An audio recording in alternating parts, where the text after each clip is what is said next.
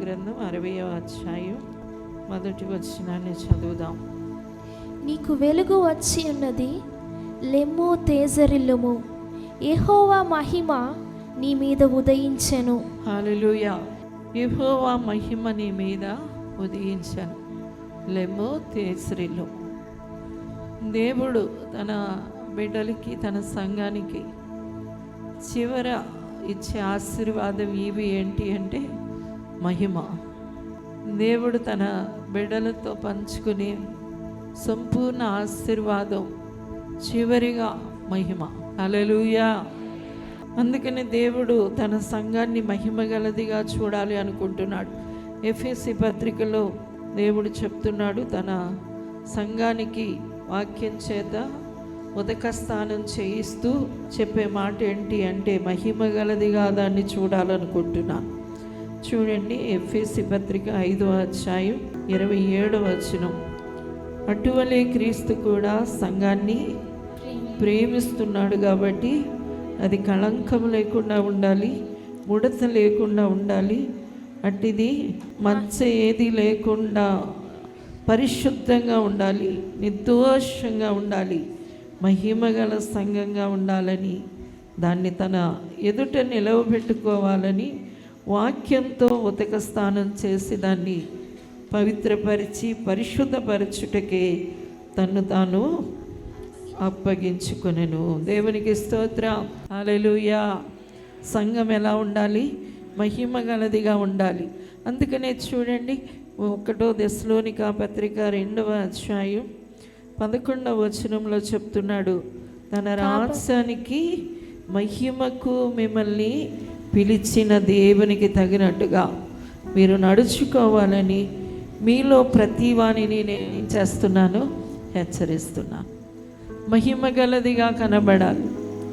రాజ్యానికి ఒకటే మిమ్మల్ని పిలవలేదు, కానీ మహిమకు కూడా నేను పిలుచుకున్నాను. కాబట్టి దానికి తగినట్లుగా జీవించాలని నేను ప్రతి వారిని ఏం చేస్తున్నాను, హెచ్చరిస్తున్నాను అని దెస్సలోనిక సంఘానికి అపోస్తలుడైన పౌలు రాస్తున్నాడు.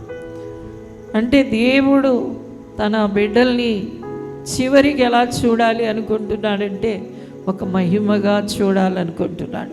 తన సంఘాన్ని ఎలా చూడాలి అని అనుకుంటున్నాడంటే మహిమగా చూడాలి అనుకుంటున్నాడు. తన సేవకుల్ని దేవుడు ఎలా చూడాలి అనుకుంటున్నాడంటే ఒక మహిమగా చూడాలి అనుకుంటున్నాడు. అందుకనే చూడండి, రోమా పత్రిక 8వ అధ్యాయం 29వ వచనాన్ని చదువుదాం.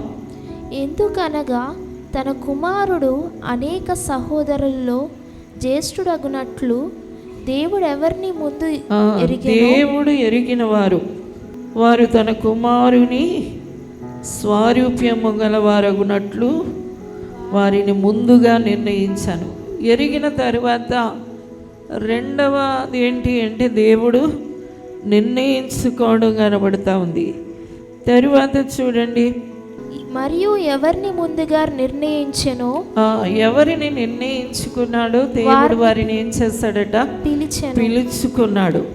తరువాత చూద్దాం, ఎవరిని పిలిచెనో వారిని నీతిమంతులుగా చేసేసాడు.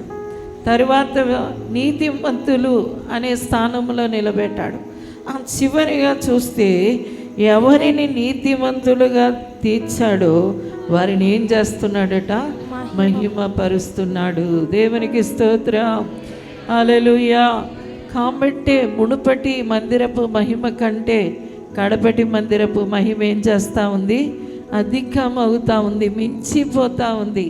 ఎందుకంటే దేవుడు చివర ఇచ్చిన వాగ్దానం ఏంటి అంటే నా బిడ్డలైన వారు ఎలా ఉండాలి, మహిమగా ఉండాలి. దేవునికి స్తోత్రం. హల్లెలూయా. మహిమ నుండి మనం ఏం చేయాలి, అంతకంతకీ మహిమకు వెళ్ళిపోవాలి. చూడండి, ఇదే విషయాన్ని కొరింథీ సంఘానికి కూడా అపోస్తలుడైన పౌలు చెప్తున్నాడు. 2వ కొరింథీ 3వ అధ్యాయం 18వ వచనాన్ని చూద్దాం.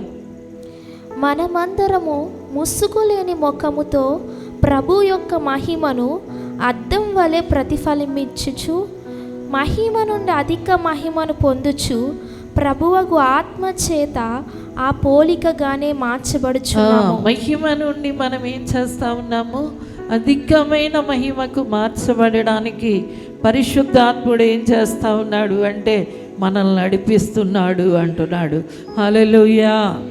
దేవుని బిడ్డలారా, ఈ దినాల్లో పరిశుద్ధాత్ముడు చివరిగా ఇస్తున్న ఆశీర్వాదం ఏంటి అంటే తన సంఘానికి, తన బిడ్డలైన వారికి మహిమనిస్తున్నాడు. ఈ మహిమ పెరగాలని దేవుడు కోరుకుంటున్నాడు. ఈ మహిమ అంతకంతకు అధికం అవ్వాలి అని కోరుకుంటున్నాడు. హల్లెలూయా, హల్లెలూయా. దేవుడు అందుకే ఇలాంటి అద్భుతమైన సమావేశాలను ఏర్పాటు చేస్తూ ఉన్నాడు. ఎందుకంటే మన మహిమ పెరగాలి. హల్లెలూయా. అది అధికం అవ్వాలి, అది ఇంకా అధికమైపోవాలి, ఇంకా అంతకంతకు అది మించిపోవాలి. దేవునికి స్తోత్రం. మన మహిమ ఏం చేయాలి? పెరగాలి. దేవునికి స్తోత్రం. ఎందుకంటే ఈ రోజుల్లో మనం నిలిచి ఉండే మహిమని కలిగి ఉన్నాం. మోషే కొండెక్కి కూర్చున్నప్పుడు మహిమ ఆయనలోకి దిగి వచ్చింది. అది ఆయన దేహం మీద పనిచేస్తుంది కాబట్టి కొంతకాలం ఆ మహిమ నిలిచి ఉంది. అందుకని కొండ దిగి వచ్చిన తరువాత మోషే ఏం చేస్తున్నాడు అంటే అందరికీ కనబడేటప్పటికి వారు ఆ మహిమను చూడలేకపోతా ఉన్నారు. అందుకని వారి దగ్గరికి రావడానికి మోషే ఏం చేయవలసి వచ్చింది అంటే ఒక ముసుగు కప్పుకోవలసి వచ్చింది. ఆ ముసుగు కప్పుకుంటేనే కానీ వాళ్ళు ఏం చేయలేకపోయారు? మోషే ముఖాన్ని చూడలేకపోయారు. ఆ గొప్ప మహిమ మోషేను సంపూర్ణంగా ఆవరించింది. కానీ అది ఏం చేసింది అంటే నిలిచి ఉండలేకపోయింది. అది కొంచెం కొంచెం కొంచెంగా తగ్గిపోతూ వచ్చింది. అది ఏమైపోయింది? రోజు రోజు కొంచెం కొంచెంగా అది తగ్గిపోయింది. అయితే ఈ రోజున మనలో ఉన్న మహిమ ఇది తగ్గిపోయే మహిమ కాదు, ఇది నిలిచి ఉండే మహిమ. ఎందుకంటే అది మన హృదయాల మీద ప్రకాశిస్తూ ఉంది. హల్లెలూయా. మన హృదయాలలోకి దిగి వస్తుంది. కాబట్టి మహిమ ఏం చేస్తుంది అంటే పెరుగుతూనే ఉంటుంది. ఇక్కడ మనం చదివిన యెషయా గ్రంథములో చెప్తా ఉన్నాడు, నీకు వెలుగు వస్తుంది, లెమ్ము తేసరిలు, యెహోవా మహిమ నీ మీద ఏం చేస్తూ ఉంది? ఉదయిస్తూ ఉంది. ఆ మహిమ ఉదయించిన తరువాత జరిగే సంభవాలు, విషయాలను గురించి మనం అక్కడ చదువుతూ ఉన్నాం. అక్కడ చూస్తే భూమికి చీకటి కమ్ముతుంది, జనాలకి కటిక చీకటి కమ్ముతుంది. భూమి మీద ఏముంది? చీకటి ఉంది. జనాల మీద ఏముంది అంటే కటిక చీకటి ఉంది. ప్రస్తుత కాల పరిస్థితులను మనం చూస్తూ ఉన్నప్పుడు మనకి అర్థమవుతా ఉంది, ఇంకా లోకం ఎక్కడికి వెళ్ళిపోతుంది అంటే చీకటికి వెళుతుందా, ఇంకా కటిక చీకటికి వెళుతుందా అంటే మనం చెప్పగలం ఇంకా కటికమైన చీకటికి వెళ్ళిపోతూ ఉంది. ఇంకా ఏ చీకటిలోకి వెళ్తుంది? ఇంకా కటిక చీకటిలోకి వెళుతుంది అనేది మనకి పరిపూర్ణంగా అర్థమవుతున్న విషయం. అయితే కటిక చీకటికి భూమి వెళుతున్న సమయంలో పరిశుద్ధాత్మ చెప్తున్న మాట ఏంటి అంటే నీకు వెలుగు వచ్చి ఉన్నది. దేవునికి స్తోత్రం. హల్లెలూయా. నీ మీద దేవుని వెలుగు ఏం చేస్తూ ఉంది? ప్రకాశిస్తూ ఉంది. కాబట్టి ఆ వెలుగు, ఆ ప్రకాశం ఏం చేయబోతుందో మరలా కింద వచనంలో అంటున్నాడు, మరలా అదే మాటను చెబుతున్నాడు, యెహోవా నీ మీద ఉదయిస్తున్నాడు, ఆయన మహిమ నీ మీద కనబడతా ఉంది. అయితే ఒక్క విషయం నువ్వు గమనించాలి, ఇంకా కటిక చీకటి అలముకుంటూ ఉన్న ఈ దినాలలో దేవుడు నీ మీద ఉదయిస్తూ ఉన్నాడు, దేవుడు నీ మీద ప్రకాశిస్తూ ఉన్నాడు, దేవుని వెలుగు నీ మీద పడతా ఉంది. కాబట్టి నీ మహిమ పెరుగుతుంది. హల్లెలూయా. దేవుని బిడ్డలారా, చివరి ఆశీర్వాదాన్ని దేవుడు నీకు ఇవ్వడానికి ఇష్టపడుతున్నాడు. ఈ దినాలలో చివరి ఆశీర్వాదం మహిమై ఉన్నది. హల్లెలూయా. తన సంఘానికి, తన బిడ్డలైన వారికి, తన సేవకులకి దేవుడిస్తున్న చివరి ఆశీర్వాదం ఏంటి అంటే మహిమ, మహిమ, మహిమ. అందరూ చెప్పండి, మహిమ, మహిమ, మహిమ. హల్లెలూయా, హల్లెలూయా. ఇది పెరిగే మహిమ, ఇది పెరిగే మహిమ, ఇది పెరిగే మహిమ. ఇక్కడ నీవు ఏ మహిమనైతే పొందావో అది ఇంకా పెరుగుతుంది, కానీ ఇక ఎప్పటికీ అది తరగడం అనేది ఉండనే ఉండదు. హల్లెలూయా. అయితే ఇక్కడ ఒక మాట కనబడుతూ ఉంది, నీకు వెలుగు వచ్చి ఉన్నది, అల్లెమ్ము. మహిమ కావాలనుకుంటున్నా నా బిడ్డ, నీ మహిమ పెరగాలనుకుంటున్నా నా బిడ్డ, నీవేం చెయ్యాలి? లే. ఏమంటున్నాడు దేవుడు? లే అంటున్నాడు. హల్లెలూయా. లేవాలి నువ్వు. చూడండి, ఎఫెసీ పత్రిక 5వ అధ్యాయం 14వ వచనములో, అందుచేత నిద్రించుచున్న నీవు మేల్కొని మృతులలో నుండి లెమ్ము, క్రీస్తు నీ మీద ప్రకాశించునని ఆయన చెప్పుచున్నాడు. హల్లెలూయా. నిద్రించుచున్న నీవు మేల్కొని లే, క్రీస్తు నీ మీద ఏం చేస్తున్నాడు? ప్రకాశిస్తున్నాడు. అది ఎలాగ లేవాలి అంటే మృతులలో నుండి లేచినట్లు లే అంటున్నాడు. మృతులలో నుండి లేచినట్లు లేవాలి. హల్లెలూయా, హల్లెలూయా. ఇశ్రాయేలుని దేవుడు ఐగుప్తు దేశము నుండి వారిని లేపాలి అనుకున్నాడు. ఐగుప్తు దేశము నుండి వారిని అక్కడ ఉన్న స్థానం నుండి వాళ్ళకి స్థాన భ్రమణం జరగాలి. ఎందుకంటే ఇక వాళ్ళ ఆ స్థలంలో ఉండడానికి వీల్లేదు. ఆ స్థలంలో ఉంటే వాళ్ళకి దాసత్వమే, ఆ స్థలంలో ఉంటే వారికి బరువైన కాడే, ఆ స్థలంలో ఉంటే వారికి భారమే, ఆ స్థలంలో ఉంటే వారికి వేదనే, వారు ఆ స్థలంలో ఉంటే వారు బానిసలుగా ఉండవలసిందే. అందుకని దేవుడు వాళ్ళని స్థాన భ్రమణం చేయాలనుకున్నాడు. అక్కడ నుండి వేరొక చోట వాళ్ళని పెట్టాలనుకున్నాడు. హల్లెలూయా. ఎందుకంటే దేవుడు ఐగుప్తులో వారిని బాగు చేసినా వాళ్ళు బాగుపడలేని స్థితి. ఐగుప్తులో వాళ్ళకి ఎన్ని ఇచ్చినా కూడా దేవుడు ఏం చేయలేరు, అక్కడ బాగుపడలేరు. అందుకనే దేవుడు ఏం చేయాలనుకుంటున్నాడంటే అక్కడి నుండి లేపేయాలనుకుంటున్నాడు. అక్కడి నుంచి ఆయన ఏం చేయాలనుకున్నాడు? లేపేయాలనుకున్నాడు. ఇక నువ్వు లేవవలసిందే, అక్కడి నుంచి లేచిపోయి నేను చూపించే దేశానికి నీవు వెళ్ళవలసింది. అందుకని దేవుడు ఏం చేశాడు అంటే, దేవుని బిడ్డలారా, అక్కడి నుంచి వాళ్ళని లేపేయడానికి, అక్కడి నుండి వాళ్ళని తీసేయడానికి, వారు వేరొక చోటకి రావడానికి దేవుడు 9 రకాల 10 రకాల అద్భుతాలు చేశాడు. అక్కడ ఐగుప్తు దేశానికి 10 రకాల తెగుళ్ళు వెళ్ళాయి. ఎన్ని రకాలు? 10 రకాల తెగుళ్ళు వెళ్ళాయి. ఫరో హృదయం కఠినమవుతుంది, ఫరో హృదయం బండైపోతూ ఉంది. వీళ్ళు ఈసుమంతా కూడా కదలడానికి లేదు, అక్కడ నుండి వాళ్ళు బయలుదేరడానికి లేదు. ఇక చివరికి వాళ్ళని లేపడానికి దేవుడు ఒక కార్యం చేయవలసి వచ్చింది. అదేంటి అంటే, ఒక్కొక్క ఇంటిలో ఉన్న నిర్దోషమైన 3 నెలల గొర్రె పిల్ల చావవలసి వచ్చింది. నిర్దోషమైన గొర్రె పిల్ల ఏమవ్వవలసి వచ్చింది? చనిపోవలసి వచ్చింది. అలా ఎప్పుడైతే ఆ గొర్రె పిల్ల చనిపోవలసి వచ్చిందో, దాన్ని చంపాలి, దాని రక్తాన్ని తీయాలి, ఆ గడప కమ్ములకు పుయ్యాలి, తర్వాత ఆ మాంసం అంతా వారు తినాలి.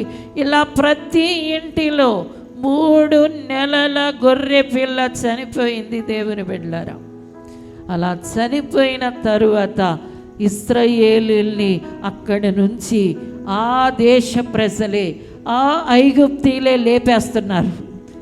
ఏమంటున్నారు? వాళ్ళున్న స్థలం నుండి వాళ్ళే లేపేస్తున్నారు.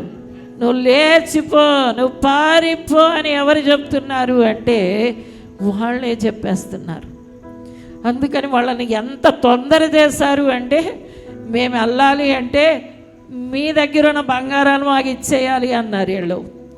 మీ దగ్గరున్న వెండి మాకు ఇచ్చేయాలి, మీ దగ్గరున్న రాగి మాకు ఇచ్చేయాలి, మీరు ఏమడిగినా ఇచ్చేస్తాం, మీరు ఇక్కడ నుండి పోవలసిందే, మీరు ఏమడిగినా కూడా ఏం చేస్తాం? ఇచ్చేస్తాం. మీరేం చేయాలి? ఎక్కడ నుండి పోవలసిందే. వాళ్ళని తోలేస్తున్నారు, వాళ్ళని లేపేస్తున్నారు. అక్కడి నుండి వాళ్ళు లేచిపోయారు. ఎందుకంటే గొర్రెపిల్ల రక్తములో ఉన్న ప్రభావం అది. దేవునికి స్తోత్రం. హల్లెలూయా. ఆ ఊరంతా మరణఘోషం వినపడుతుంది. వాళ్ళ ఇంట్లో ఉన్న తొలి పిల్లలంతా చనిపోయాయి. వీళ్ళందరూ స్వేచ్ఛగా గాలి పీల్చుకుంటున్నారు. వీళ్ళందరూ సంతోషంగా ఉన్నారు. వీళ్ళందరూ నెమ్మదిగా ఉన్నారు. ఇది అర్థం కాని ఐగుప్తీయులు ఇక మరలా వీళ్ళు ఇక్కడ ఉంటే వీళ్ళకి ఎందుకు గాలి పీలుస్తున్నారు, ఎందుకు స్వేచ్ఛగా ఉన్నారు, ఎందుకు సంతోషంగా ఉన్నారు, ఎందుకు ఎగిరి గంతులేస్తున్నారు అనే సంగతి ఐగుప్తు రాజుకు కానీ ఐగుప్తు ప్రజలకు కానీ తెలియలేదు. మనం ఏడుస్తున్నాం, వాళ్ళు నవ్వుతున్నారు. ఆ ఏడుపుకి నవ్వుకి మధ్య 3 నెలల గొర్రె పిల్ల చచ్చిపోయింది. 3 నెలల గొర్రె పిల్ల ఆ ఏడుపుకి దానికి మధ్య ఏమైపోయింది? చనిపోయింది. చనిపోయింది కాబట్టి ఇప్పుడు ఏం జరుగుతుంది అక్కడ అంటే, దేవుని బిడ్డలారా, గొర్రె పిల్ల ఉన్న ఇంటిలో ఒక సంతోషం కలుగుతుంది, ఒక సమాధానం కలుగుతుంది, ఒక నెమ్మది ఉంది. వాళ్ళు అంటున్నారు, మేము వెళ్ళాం. మీరు నగలు ఇవ్వకపోతే మేము వెళ్ళాం, మీరు బంగారాలు ఇవ్వకపోతే మేము వెళ్ళాం, మీరు ధనం ఇవ్వకపోతే వెళ్ళాం, మీరు మంచి మంచి వస్త్రాలు మాకు ఇవ్వకపోతే మేము వెళ్ళమనగానే అవన్నీ పట్టుకొచ్చి ఇశ్రాయేలీయులకు ఇచ్చేస్తున్నారు. అప్పటి వరకు బానిసలు వాళ్ళు. తినడానికి ఆ కొంచెం ఆహారం తప్ప వాళ్ళకి ఏమీ లేని పరిస్థితి. కానీ ఇప్పుడు వాళ్ళ ఒంటి నిండా నగలు ఉన్నాయి, వాళ్ళ పెట్టి నిండా బట్టలు ఉన్నాయి. వాళ్ళు చక్కగా సంతోషంగా ఎవరు వీళ్ళని లేపేసి పంపేస్తున్నారంటే ఫరో రాజు అంటున్నాడు, మీరు ఇక్కడి నుండి వెళ్ళిపోవాలి. హల్లెలూయా. ఊరి ప్రజలందరూ కూడా అరుస్తున్నారు, ఇక్కడ నుండి పొండి పొండి పొండి అనే ఒక స్వరం వినపడతా ఉంది. ఎందుకంటే అక్కడ నుండి దేవుడు వాళ్ళని లేపుతా ఉన్నాడు. ఎవరు లేపుతున్నారు? 3 నెలల గొర్రె పిల్ల రక్తం వాళ్ళని లేపుతుంది. 3 నెలల గొర్రె పిల్ల మాంసం వాళ్ళని లేపుతుంది. అది గొప్ప వ్యత్యాసాన్ని తీసుకొచ్చింది. ఐగుప్తీయులకి ఇశ్రాయేలీయులకి మధ్య ఒక గొప్ప తేడా తెలుస్తూ ఉంది. దేవుని బిడ్డలారా, అద్భుతం జరిగిపోయింది. ఇశ్రాయేలీయులు అక్కడ నుండి లేచిపోయారు. దేవునికి స్తోత్రం. హల్లెలూయా. గొర్రెపిల్ల రక్తము ద్వారా వాళ్ళకి విడుదల కలిగింది, వాళ్ళకి విమోచన కలిగింది, వాళ్ళకి పరిహారం లభించింది, ప్రాయశ్చిత్తం జరిగిపోయింది. ఇక ఐగుప్తు బానిసత్వం అనేది ఇక కనబడకుండా పోయింది. ఫరో యొక్క కఠిన దాసత్వం కనబడకుండా పోయింది. ఎందుకంటే వారు లేచిపోయారు. హల్లెలూయా, హల్లెలూయా. అందుకని దేవుని బిడ్డలారా, ఈ రోజున వాళ్ళకి ఏం కలిగింది అంటే విడుదల కలిగింది. ఆ విడుదలను పట్టుకొని, ఆ దెయ్యాన్ని పట్టుకొని బయలుదేరి వస్తున్న ఆ ప్రజలతో దేవుడు చెబుతున్న మాట ఏంటి అంటే, చూడండి, లేవియాకాండం 16వ అధ్యాయం 27వ వచనాన్ని చదువుదాం. పరిశుద్ధ స్థలములో ప్రాయశ్చిత్తం చేయుటకు వేటి రక్తము దాని లోపలికి తేబడెనో, పాప పరిహారార్థ బలియగు ఆ కోడెను ఆ మేకను ఒకడు పాలెం వెలుపలికి తీసుకొని పోవలెను. వాటి హల్లెలూయా. ఇక్కడ దేవుడు మరొకసారి ఇశ్రాయేలీయులతో ఈ మాట మాట్లాడుతున్నాడు. ఐగుప్తులో నీ కోసం ఒక గొర్రెపిల్ల చచ్చిపోయింది కదా, అక్కడ బలైపోయింది కదా, ఆ రక్తం వల్ల నీకు విమోచన కలిగింది కదా.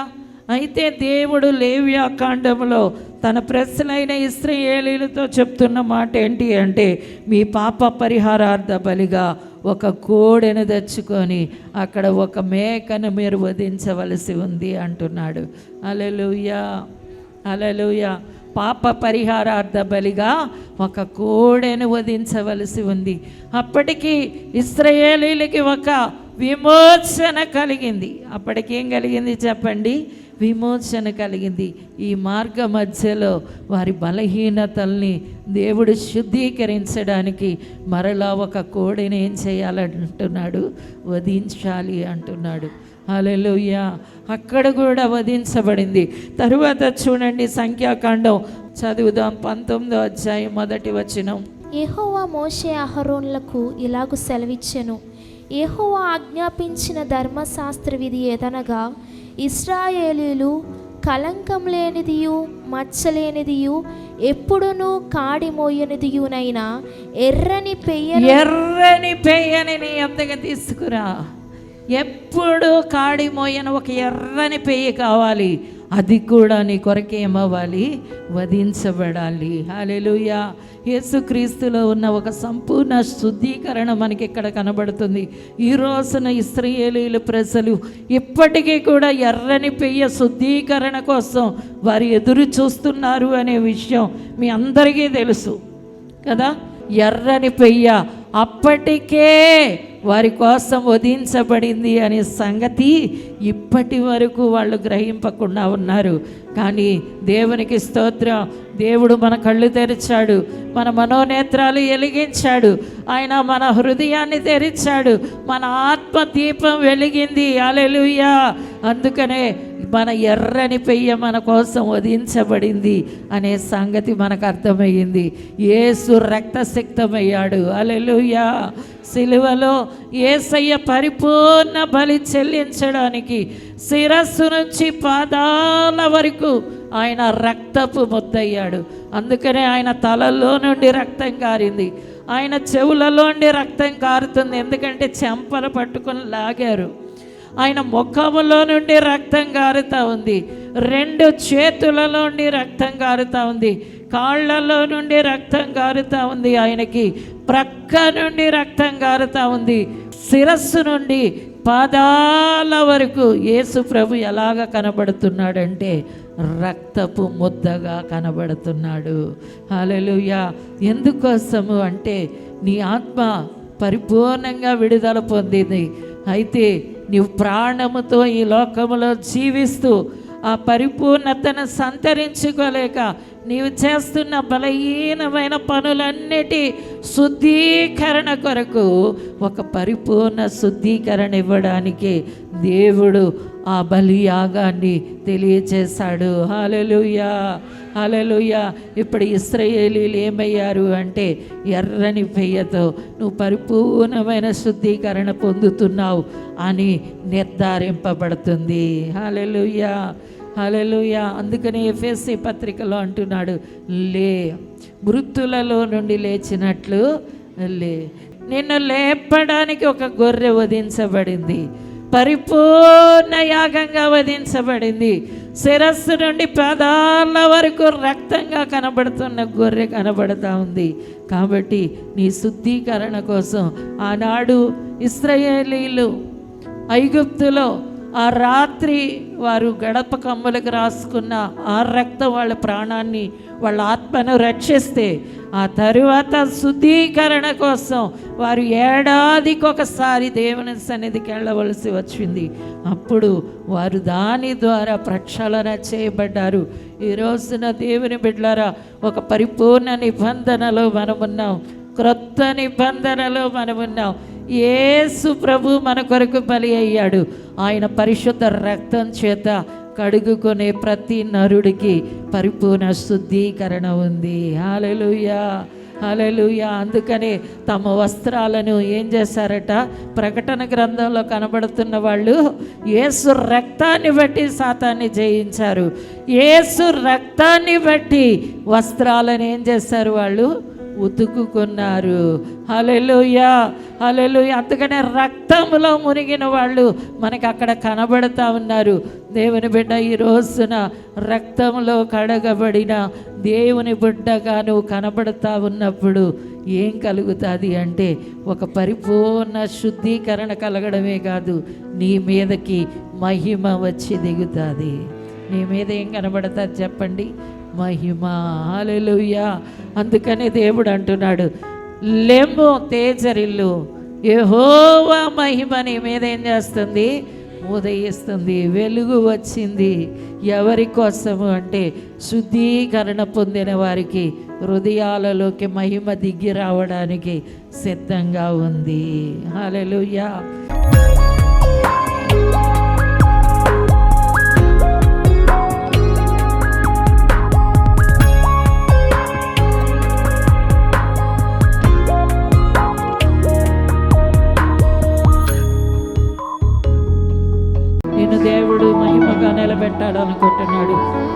కూర్చున్న స్థలంలో, నువ్వు నిలబడిన స్థలంలో, నువ్వు నడిచే స్థలంలో మహిమ మహిమ మహిమ మహిమ క్రమ్మరింపబడుతూ ఉంది, క్రమ్మరింపబడతా ఉంది, క్రమ్మరింపబడతా ఉంది. అది ఆగిపోకుండా యేసు రక్తముతో కడుగుతా ఉండు, యేసు రక్తముతో కడుగుతా ఉండు, యేసు రక్తముతో కడుగుతా ఉండు, యేసు రక్తముతో కడుగుతా ఉండు. మహిమ నీదే, మహిమ నీదే, మహిమ నీదే, మహిమ నీదే. అద్భుతమైన మహిమతో నిండుకుంటావు, అధిక మహిమను కలిగి ఉండబోతున్నావు. ఆ మహిమ లోకములో ప్రజలు చూడగలుగుతారు, అది గ్రహించగలుగుతారు, పరుగున నీ దగ్గరికి రాగలుగుతారు, వారి బంధకాల నుండి విడుదల పొందగలుగుతారు. దాన్ని దీవించండి, ఒక్కొక్కరిని బలపరచండి, మీ ఆత్మచేత నడిపించండి, మహిమగా నిలబెట్టండి. యేసు నామమున ఆశీర్వదిస్తూ, యేసు నామమున అడుగుచున్నాము తండ్రి, ఆమేన్, ఆమేన్. విశాఖపట్నంలో దహించు అగ్ని ప్రత్యేక స్వస్థత విడుదల కూడిక మార్చ్ 14వ తేదీన ఉదయం 10 గంటల నుండి ప్రారంభించబడును. ముఖ్య ప్రసంగికులు డాక్టర్ థామస్ గారు, దహించు అగ్ని మినిస్ట్రీస్, రాజమహేంద్రవరం. స్థలం శుభలక్ష్మి కళ్యాణ మండపం, రెండే న్యూ కాలనీ, విశాఖపట్నం. మరిన్ని వివరాలకు 9494940072 మరియు 73. విజయవాడలో దహించు అగ్ని సేవకుల కూడిక మార్చ్ 17వ తేదీన ఉదయం 10 గంటల నుండి ప్రారంభించబడును. ముఖ్య ప్రసంగికులు డాక్టర్ థామస్ గారు, దహించు అగ్ని మినిస్ట్రీస్, రాజమహేంద్రవరం. స్థలం కందుకూరి కళ్యాణ మండపం, జింకానా గ్రౌండ్స్, విజయవాడ. మరిన్ని వివరాలకు 9032224646 మరియు 9032224747. ఇది కుటుంబ ఆశీర్వాద కూడిక. ఇక్కడ మేము మా కుటుంబాలను కట్టుకున్నాం, మరి మీరు? అయితే ప్రతి శుక్రవారం రాజమహేంద్రవరంలో జరిగే ఈ కుటుంబ ఆశీర్వాద కూడికలో పాల్గొనండి. ఈ కూడిక జరుగు స్థలం దహించు అగ్ని ఆడిటోరియం, నటరాజ్ థియేటర్, రాజమహేంద్రవరం. రాజమహేంద్రవరంలో దహించు అగ్ని 7 అభిషేక స్వస్థత ఆదివారపు ఆరాధనలు ఫిబ్రవరి 15వ తేదీ నుండి ప్రారంభించబడును. రాజమహేంద్రవరంలో దహించు అగ్ని అభిషేక ఆదివారపు ఆరాధన ఇప్పుడు ప్రతి ఆదివారం ఉదయం 9:30 నుండి ప్రారంభించబడును. తప్పక పాలు పొందండి, దైవిక ఆశీర్వాదం పొందండి. స్థలం దహించు అగ్ని ఆడిటోరియం, నటరాజ్ థియేటర్, రాజమహేంద్రవరం. మీ ప్రార్థన అవసరతలకు 9494940072 మరియు 73. ఈ టీవీ కార్యక్రమాన్ని చూసి ఆశీర్వదించబడినట్లయితే దహించు అగ్ని టీవీ పరిచర్యకు మరియు బ్లెస్సింగ్ ల్యాండ్ కు సహకరించండి. దహించు అగ్ని trust current account number 357222444370, State Bank of India, main branch, Rajamahendravaram. My address doctor Thomas, దహించు అగ్ని మినిస్ట్రీస్, తుమ్మలోవా, రాజమహేంద్రవరం.